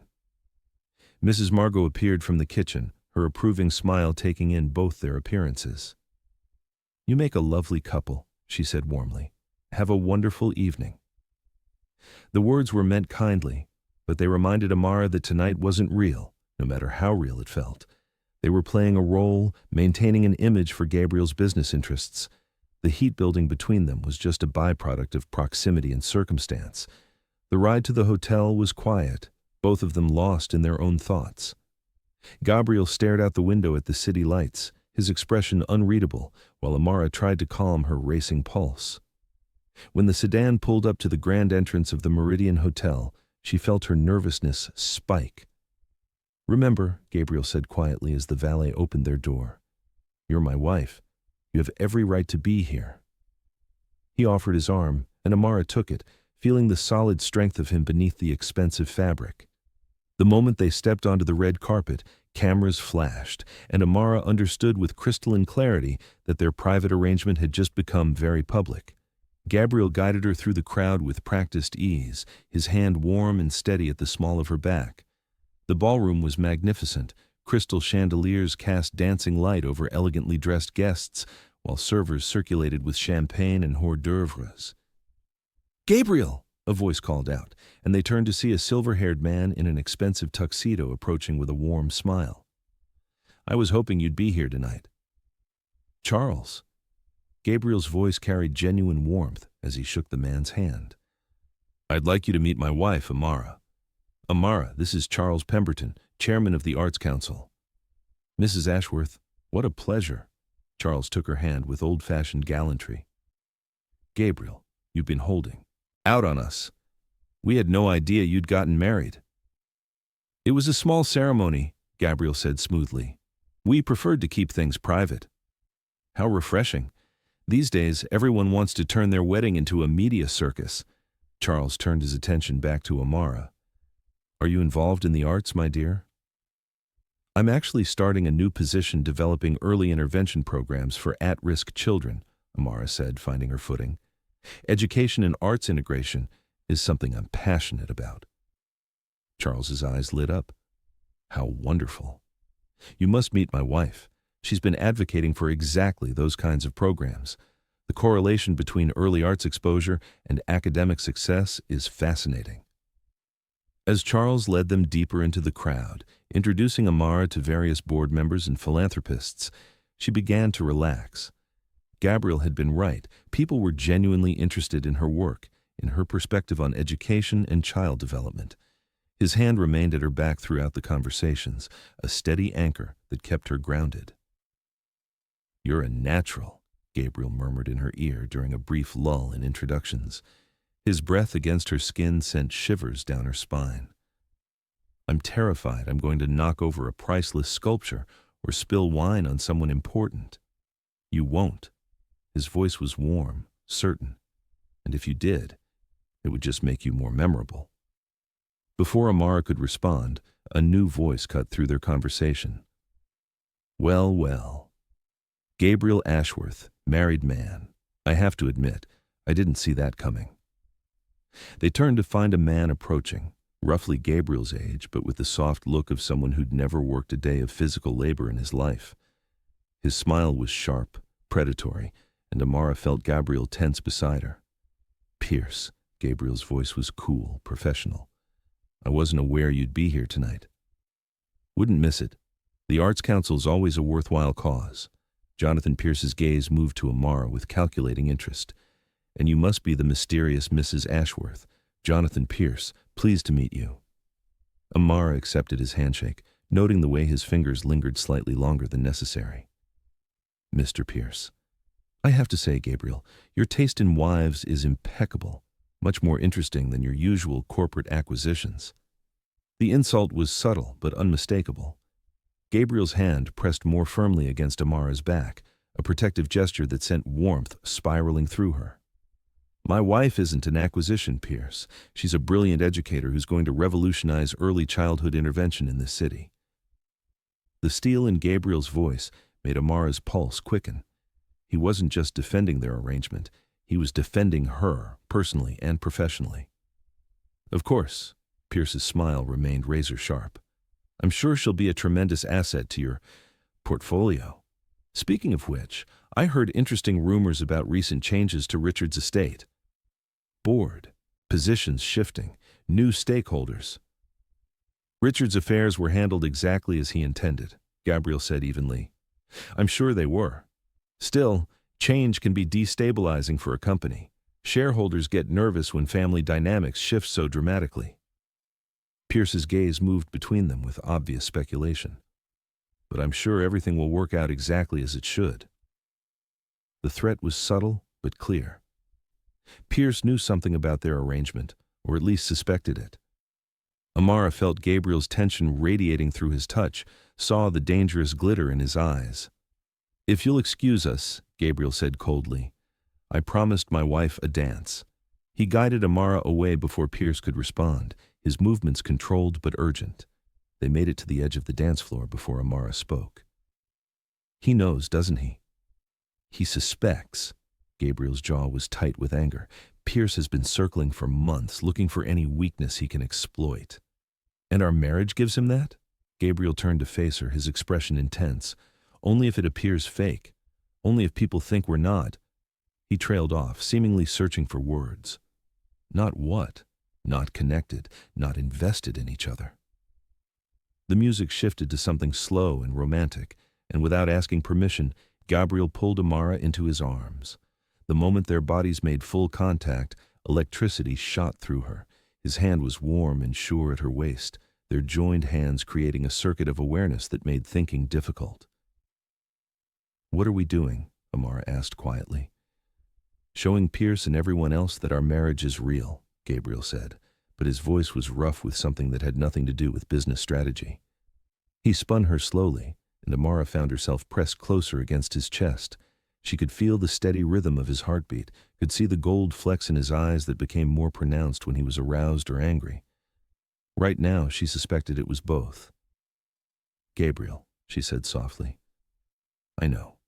His voice was strained. I know this wasn't supposed to happen. What wasn't supposed to happen? Instead of answering, Gabriel's hand moved slightly higher on her back, his thumb tracing small circles through the silk of her dress. The touch was barely perceptible, but it sent heat racing through Amara's entire body. You're making this very difficult, he said finally. Making what difficult? Remembering that this is just an arrangement, the admission hung between them like a live wire. Amara looked up into Gabriel's face, seeing desire and frustration warring in his expression. Around them, other couples swayed to the music, but she felt like they were the only two people in the room. Maybe we should stop trying so hard to remember, she heard herself say. Gabriel's step faltered almost imperceptibly. Amara. I know what you're going to say. This complicates things. It's not part of the deal. It's dangerous. It is dangerous. Gabriel's voice was barely above a whisper. If this goes wrong, what if it goes right? The question seemed to stop Gabriel cold. He stared down at her, his expression shifting through surprise, desire, and something that might have been hope. You don't know what you're saying. Don't I? Amara's hand moved from his shoulder to rest against his chest, feeling the rapid rhythm of his heart beneath her palm. I'm saying that maybe your father saw something we were too stubborn to acknowledge. Maybe this attraction isn't something we should fight. Gabriel's free hand came up to cup her face, his thumb tracing her cheekbone with devastating gentleness. If we cross this line, there's no going back. Maybe I don't want to go back. For a moment, Gabriel looked like he might kiss her right there on the dance floor, in front of Pierce and the board members and everyone who mattered in his professional world. The desire in his eyes was naked, intense enough to make Amara's knees weak. Then the music ended, and the spell was broken by polite applause from the other dancers. Gabriel stepped back, but his hand remained at her waist, possessive and warm. "We should," Gabriel started, then stopped as a photographer approached. "Mr. and Mrs. Ashworth, could I get a photo for the society pages?" Gabriel's arm tightened around Amara as they posed for the camera. To anyone watching, they looked like the perfect couple, elegant, successful, completely devoted to each other. The irony wasn't lost on Amara that the most honest moment of their entire arrangement had just been captured for public consumption. As the photographer moved on, Pierce appeared at Gabriel's shoulder like a predator sensing weakness. "Lovely couple," he said with that same sharp smile. "You know, Gabriel, if you ever find that marriage affects your focus on business, I'd be happy to discuss options for Ashworth Enterprises. Sometimes personal complications require creative solutions." Gabriel's entire body went rigid. "My personal life enhances my professional capabilities, Pierce, but thank you for your concern." "Of course. I'm sure board members will be interested to hear how well you're balancing your new responsibilities." Pierce's gaze moved to Amara with calculating interest. "Enjoy the rest of your evening." As Pierce melted back into the crowd, Amara felt Gabriel's frustration radiating through his touch. "He's going to make trouble," she said quietly. "Let him try." Gabriel's voice was cold, determined. "Pierce underestimates what I'm willing to do to protect what's mine." The possessive edge in his voice sent heat spiraling through Amara. When Gabriel looked at her like that, like she belonged to him, like he'd fight the world to keep her, it was easy to forget their marriage had started as a business arrangement. "Dance with me again," she said impulsively. Gabriel's expression softened, the corporate mask slipping to reveal the man beneath. "Are you sure?" "I'm sure." This time, when Gabriel pulled her into his arms, there was no pretense about public appearances or business strategy. This was about the heat building between them, about the way her body fit perfectly against his, about the way he looked at her like she was the only woman in the room. "Amara," Gabriel said her name like a prayer as they swayed together. "What are you doing to me?" "The same thing you're doing to me," she whispered back. Gabriel's hands splayed across her back, pressing her closer until there was no space between them. The silk of her dress and the wool of his tuxedo were the only barriers between their bodies, and even those felt like too much. "I should take you home," Gabriel said, but his voice suggested home wasn't the only thing on his mind. "Should you?" "Yes." His thumb traced along her spine, making her shiver. "Before I do something that has nothing to do with business arrangements and everything to do with how badly I want you." The raw honesty in his voice made Amara's breath catch. "Gabriel, the car's waiting," he said, stepping back before she could respond. But his eyes never left her face, and what she saw there made her pulse race with anticipation. The ride home was charged with unspoken tension. Gabriel's thigh pressed against hers in the back seat, his hand resting on her knee in a touch that felt both casual and intimate. Every bump in the road sent awareness shooting through her, and from the tight set of Gabriel's jaw, he was experiencing the same torture. "Tyler will be asleep," Amara said quietly as they entered the penthouse. "Yes," Gabriel agreed, but he made no move toward his study. They stood in the foyer, still in their evening clothes, the weight of everything unsaid hanging between them. Gabriel's bow tie was slightly askew, his hair mussed from running his hands through it, and Amara had never wanted anyone more in her life. "Thank you," she said finally, "for tonight, for defending me, for making me feel like I belonged there." "You did belong there." Gabriel's voice was rough. "You belong anywhere you choose to be." The words were simple, but they hit Amara like a revelation. For the first time in years, someone saw her as more than just Tyler's mother or a struggling single parent. Gabriel saw her as a woman worth defending, worth protecting, worth wanting. "I should go to bed," she said, but she made no move toward her room. "You should," Gabriel agreed, but his gaze dropped to her lips with unmistakable hunger. Neither of them moved. The air between them crackled with electricity, with everything they weren't saying, but both desperately wanted. Amara could feel her pulse racing, could see the desire burning in Gabriel's eyes, despite their careful arrangement. "Gabriel," she whispered. Yes? What happens now? Gabriel's hands clenched at his sides, as if he was fighting the urge to reach for her. Now we both go to our separate rooms and pretend tonight didn't change everything. And if I don't want to pretend? The question hung between them like a challenge. Gabriel's control was visibly fraying, his breath coming faster as he stared down at her with naked want. Then we're both in trouble, he said finally. Amara took a step closer, close enough to feel the heat radiating from his body. Maybe I like trouble. Gabriel's restraint finally snapped. His hands shot out to cup her face, and for a moment, Amara thought he would kiss her. She could see the war raging in his expression, desire battling control, want fighting duty. Then, Tyler's voice drifted from his room, asking for water, and the spell was broken. Gabriel dropped his hands, stepping back with visible effort. "Good night, Amara," he said, his voice strained. "Good night," she whispered back. But as Amara went to check on Tyler, she could feel Gabriel's gaze following her down the hallway. And when she finally made it to her room an hour later, she found herself staring at the wall that separated her bedroom from Gabriel's study, wondering if he was thinking about her the same way she was thinking about him. Their arrangement was supposed to be simple, straightforward, purely business. But tonight had proven that whatever was building between them was anything but simple.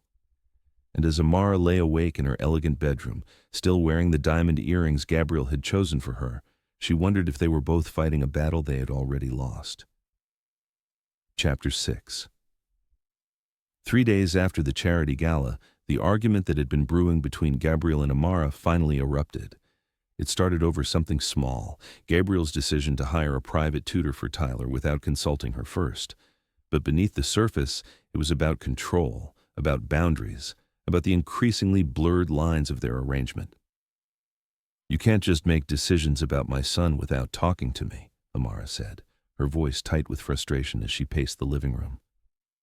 Tyler was at his friend's house for a sleepover, giving them the privacy to finally hash this out. Gabriel stood by the windows, his posture rigid, still wearing his work clothes, though he'd loosened his tie and rolled up his sleeves. Tyler mentioned struggling with his math homework. Dr. Harrison comes highly recommended. That's not the point. Amara whirled to face him, her anger and something deeper burning in her chest. The point is that you went behind my back. You made arrangements for my child like you're his. She stopped abruptly, the unfinished sentence hanging between them. Like I'm his what? Gabriel's voice was dangerously quiet. Like you're his father, Amara finished, the words coming out harsher than she'd intended. Gabriel's face went white, then flushed with anger. I'm sorry if trying to help him succeed is somehow overstepping. I thought providing the best possible education was part of our agreement. Our agreement didn't include you making parental decisions. Didn't it? Gabriel's voice was cold now, the corporate mask sliding into place. You married me for Tyler's future. I'm trying to secure that future. If you have a problem with my methods, your methods aren't the problem. Your assumption that money gives you the right to control our lives is the problem. The words hit their mark. Gabriel's jaw clenched, his hands curling into fists at his sides. Everything I've done has been for you and Tyler. The school, the apartment, the job opportunity. I never asked for any of that. You didn't have to ask. It was obvious what you needed. What I needed was for someone to see me as more than a charity case. Amara's voice cracked despite her efforts to stay strong. What I needed was for someone to treat me like an equal partner, not a kept woman. Gabriel's face went completely still. Is that what you think you are? Isn't it? Amara's laugh was bitter.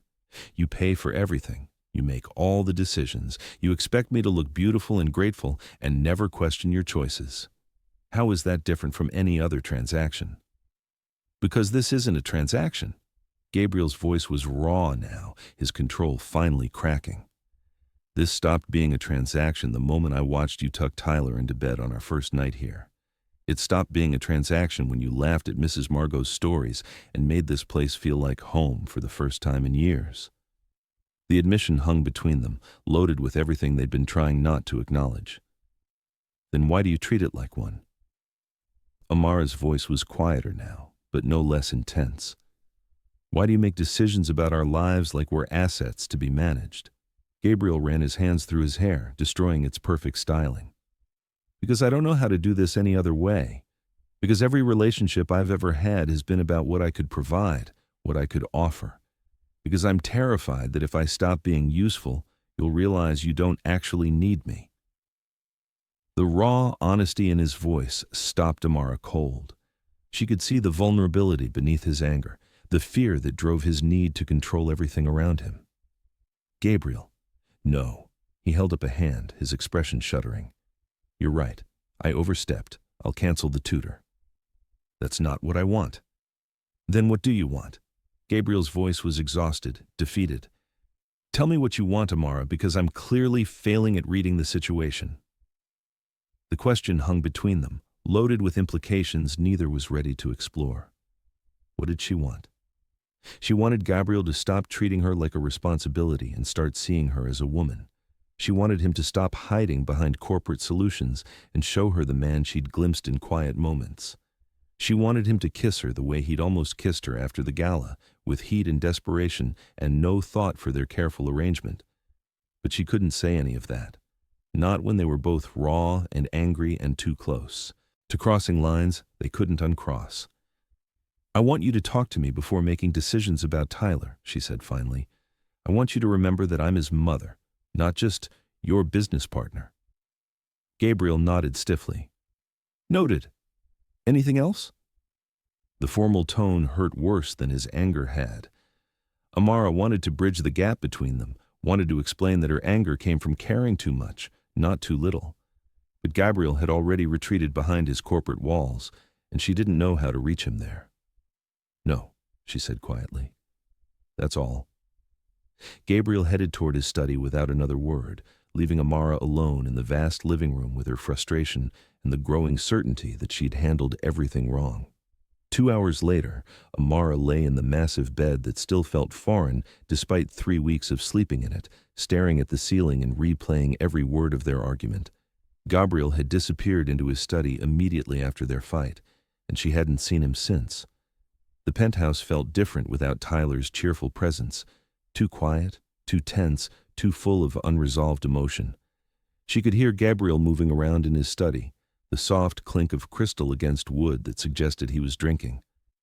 She'd seen the way he nursing whiskey when he was stressed, had noticed how his shoulders carried tension that expensive suits couldn't hide.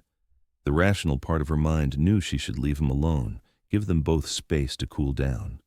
But the part of her that had been drawn to Gabriel since their first explosive encounter at the cemetery couldn't let it go. She kept thinking about the pain in his voice when he'd admitted his fear that she didn't need him, the way his control had cracked to reveal the lonely man beneath. At midnight, when her restlessness became unbearable, Amara slipped out of bed and padded toward the kitchen. She needed tea, something to calm her racing thoughts and help her sleep. She'd gotten into the habit of late-night chamomile when Tyler's medical emergencies had made regular sleep impossible, and old habits died hard. She didn't bother with a robe, pulling on a short satin and lace negligee she'd found in the closet Gabriel's assistant had stocked.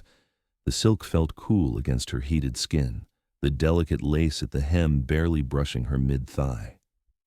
In her old apartment, she'd worn cotton pajamas to bed, practical, modest, designed for a mother whose primary concern was comfort. But something about this elegant bedroom, about being Gabriel's wife, even in name only, had made her reach for something that made her feel beautiful. The penthouse was dark except for the city lights streaming through the floor-to-ceiling windows. Amara moved quietly through the living room, not wanting to disturb Gabriel's brooding, but as she entered the kitchen area, soft light from the stove revealed that she wasn't alone. Gabriel sat on the sofa in the darkened living room, still dressed in his work pants and white shirt, but with his tie discarded and his shirt unbuttoned at the collar. A crystal tumbler dangled from his fingers, and his head was tilted back against the leather cushions, his eyes closed. The sight of him, rumpled, vulnerable, beautiful in the dim light, made her breath catch. She froze, hoping to retreat before he noticed her, but the soft sound of her bare feet on the hardwood must have alerted him. His eyes opened, finding her across the space with laser intensity. Amara. Her name came out rough, like he'd been thinking it all evening. "I didn't know you were out here," she said softly. "I just wanted some tea." Gabriel's gaze traveled slowly down her body, taking in the silk negligee, the way the soft light played across her skin. When his eyes met hers again, they were dark, with something that had nothing to do with their argument and everything to do with the desire they'd been fighting since their wedding night. "Don't," he said, his voice strained. "Don't what?" "Don't look at me like that, not when you're wearing—" He gestured vaguely at her negligee, his composure visibly fraying. "Not when I'm already having trouble remembering why I'm staying away from you." The admission sent heat spiraling through Amara. She should retreat, should go back to her room and pretend this moment hadn't happened. Instead, she took a step closer. "Maybe you should stop trying so hard to remember," she said, echoing her words from the dance floor. Gabriel's laugh was harsh, pained. "You have no idea what you're doing to me." "Don't I?" Gabriel set his tumbler on the coffee table with deliberate care, his movements controlled despite the tension radiating from his body. "You're walking around my home in silk and lace, looking like every fantasy I've tried to suppress since the moment I saw you at my father's funeral. You're making me want things I have no right to want, feel things that could destroy everything we've built. What if I want you to feel those things?" The question hung between them like a live wire. Gabriel's hands clenched against his thighs, his breathing becoming labored as he fought for control. "You don't know what you're saying. Stop telling me what I do and don't know." Amara moved closer, drawn by something stronger than caution. "I know that you've been stewing about our argument all evening. I know that you're sitting in the dark, drinking expensive whiskey, because you can't sleep either. I know that when you look at me like that, I forget every reason why this is supposed to be just business." Gabriel groaned, a sound that seemed torn from the depths of his chest. "Amara, please. I'm barely holding on as it is." "Then stop holding on." The words were barely a whisper, but they shattered Gabriel's remaining control. He surged to his feet, crossing the space between them in 2 long strides. His hands cupped her face with desperate gentleness, his thumbs tracing her cheekbones as he stared down at her with naked hunger. "If we do this," he said, his voice raw, "everything changes. We can't go back to separate rooms in polite distance." "I don't want to go back." Gabriel's restraint snapped. His mouth crashed down on hers with desperate hunger, 3 weeks of suppressed desire pouring into the kiss. Amara melted against him, her hands fisting in his shirt as she kissed him back with equal desperation. He tasted like whiskey and want, his lips moving against hers with a passion that made her knees weak. When his tongue swept into her mouth, she moaned softly, pressing closer until there was no space between their bodies. Gabriel's hands tangled in her hair, angling her head to deepen the kiss. The silk of her negligee provided no barrier against the heat of his body, and she could feel every hard line of him pressed against her curves. One of his hands slid down to span her waist, his thumb brushing the sensitive skin just below her ribs. "God, Amara," he breathed against her lips, "you're destroying me." "Good," she whispered back, nipping at his bottom lip. Gabriel growled low in his throat, his hands sliding down to cup her backside and lift her against him. Amara's legs automatically wrapped around his waist, and the new position brought them into intimate contact that made them both gasp.